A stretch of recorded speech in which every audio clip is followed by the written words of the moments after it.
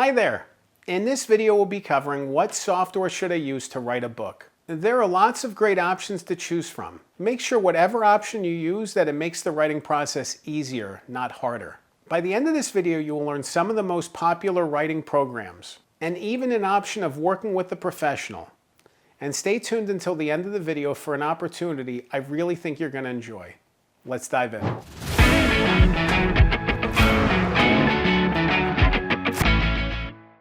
It's so easy to think about writing a book and writing your story and then scooping up a bunch of programs and buying these services and those services and spending so much time on the technical, spending so much time on the software level and losing momentum because you're now spending a bunch of time learning a program that you've never used before when your focus was actually the writing process and writing the book.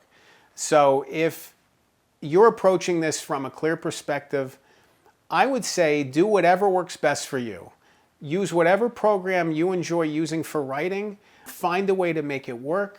This is about taking out the roadblocks and making this process as seamless and as simple and straightforward as possible. The most popular program for book writing is Microsoft Word. This is the tried and true. This has been, a popular program for decades now, for better or worse.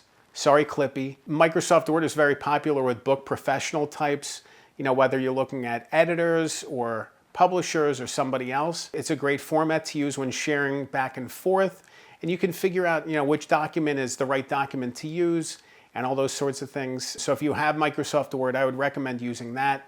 Sometimes people work in Google Docs. There's good and bad about that. I like the asynchronous element of being able to make changes in real time between multiple people, so that's exciting. But eventually when you transfer your document, your manuscript over to Microsoft Word, which you probably have to do, things get clunky and junky and there's formatting issues. So Google is not always perfect.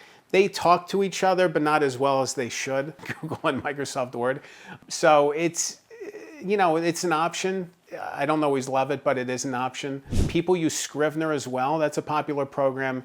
And it can be great to have all of your chapters like on the left side of the screen, and you can work in this one in your interface. But at the same time, it can be overwhelming. There can be too much stuff.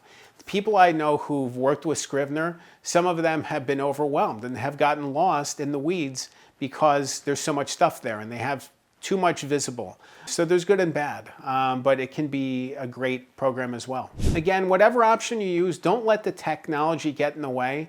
Don't let the issues wear you down, because the more frustrating it is to open a program, the less likely you're going to be to want to use it to write your book. So it's one more challenge, one more obstacle, one more roadblock that could get in the way from you finishing your book. If you end up writing or not writing your book, you don't want it to be because of Microsoft Word or Google Docs. You want it to be because I want to move forward with the book or I don't want to move forward with the book. But again, don't make it the tech issue.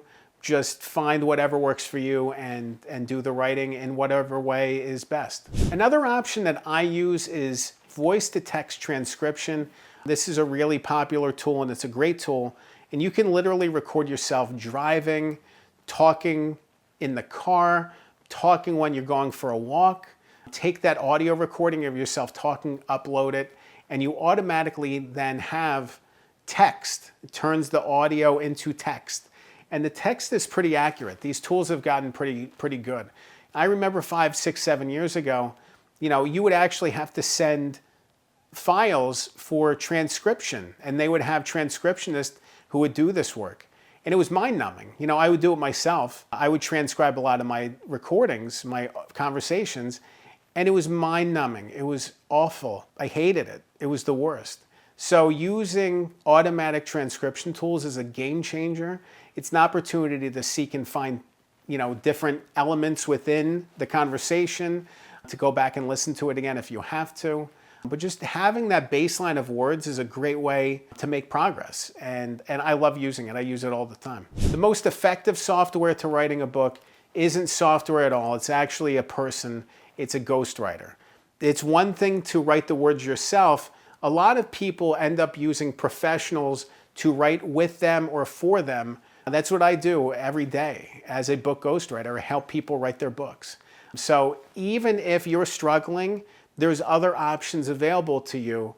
There's other opportunities available. I don't want you to think that just because you hit a brick wall that this is the end, that, this is the end of your book writing experience.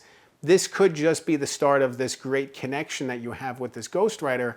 And this could be a fruitful adventure that, crosses years, that you could work together for years and put out books and blog posts and LinkedIn, everything else. So there's so much opportunity on the opposite side of getting past some of the struggles you have. But if, you don't have the time to devote to the book, writing isn't as strong of a suit for you, or you just need story help, a ghostwriter is a great option. If you want to learn more about what software I should use to write a book, there's so much more that I have to share with you. There's so much more insight and guidance.